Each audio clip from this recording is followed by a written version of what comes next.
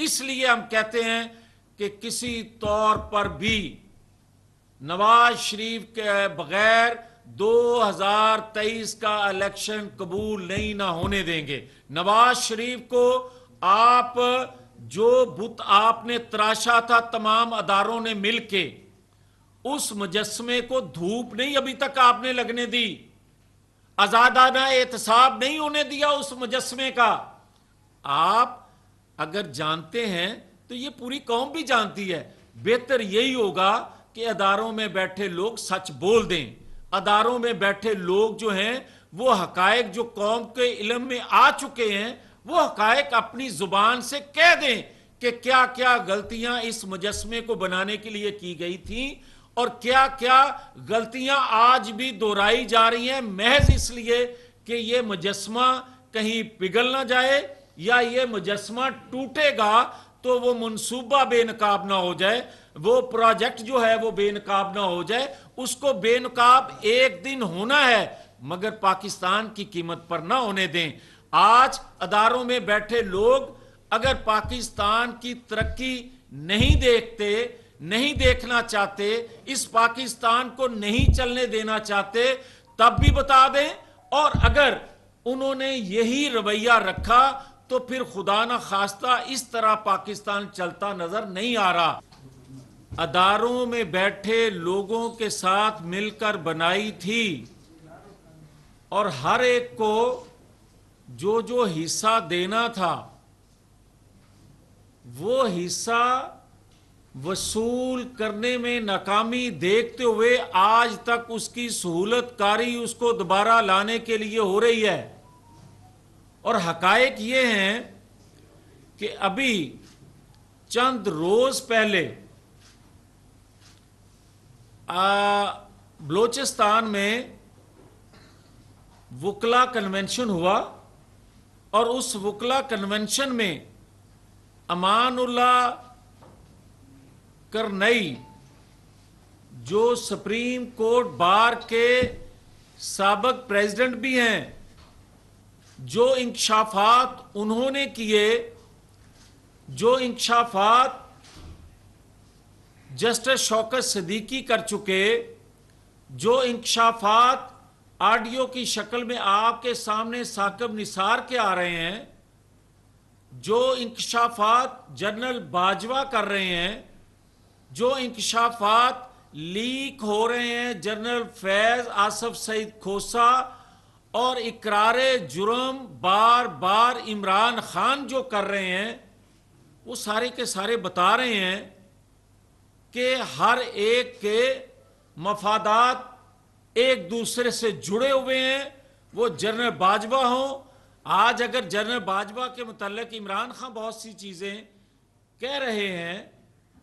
تو بھائی کس نے روکا ہوا ہے جنرل باجوہ کو؟ اگر وہ باتیں غلط کر رہے ہیں عمران خان تو یہ سچی باتیں جنرل باجوہ کیوں نہیں کرتے؟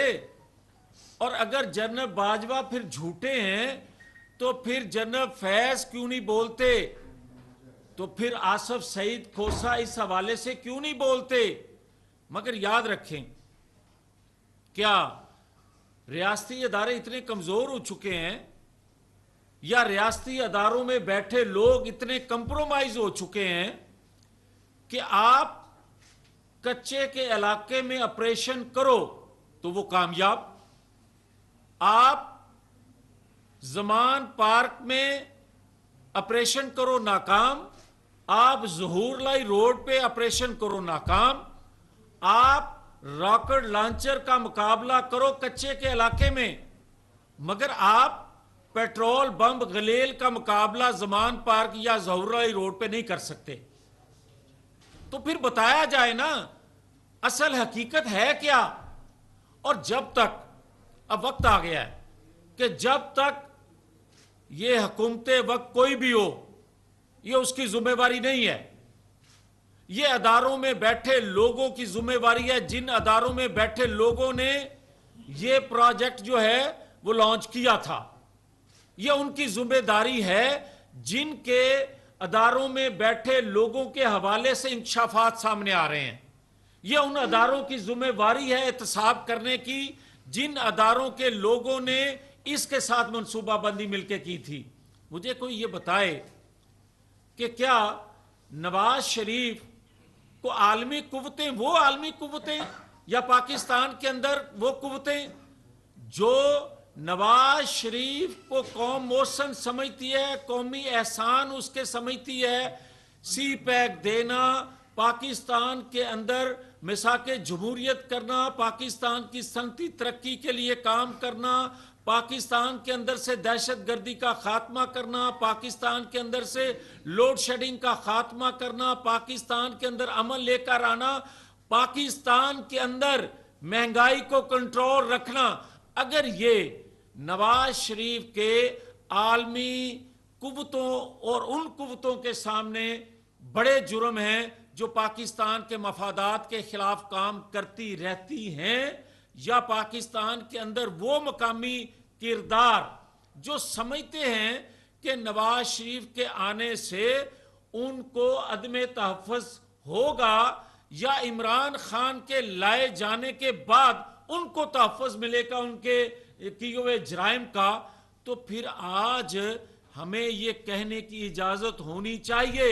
کہ نواز شریف کو انتخابی میدان سے پھر اس لیے باہر رکھا جا رہا ہے اور عمران خان کو انتخابی میدان میں اس لیے اندر رکھا جا رہا ہے کہ اس کی ضرورت ہے اور نواز شریف کی قوم کو ضرورت ہے رہے، مگر ان کے مفادات کے خلاف ہے نواز شریف، لہذا اس کو باہر رکھنا چاہیے. نہیں مان سکتے، نہیں مانیں گے. ہم نے 3 دفعہ مان لیا قومی مفاد میں. آج اس کی جتنی بڑی قیمت ادا قوم کر رہی ہے، ریاست ادا کر رہی ہے، اب قوم ریاست متحمل نہیں ہے اور قربانی کی. اور یہ بات جو لوگ ہمیں کہتے ہیں کہ جناب آئین قانون کا اطلاق ہونا چاہیے، بھائی آئین قانون کا اطلاق مارچ اپریل 2023 میں ہی کیوں یاد آ رہا ہے؟ یہ آئین قانون کا اطلاق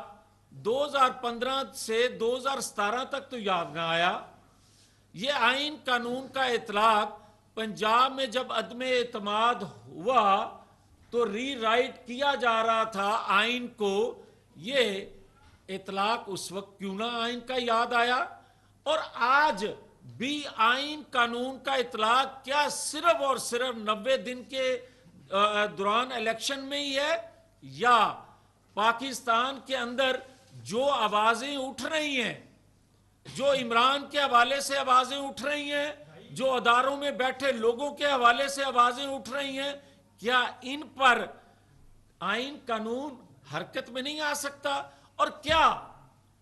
آج بھی جو اداروں میں بیٹھے لوگ ہیں جن کے مفادات عمران خان کے ساتھ تھے اور ہیں، کیا ان کی حرکات و سکنات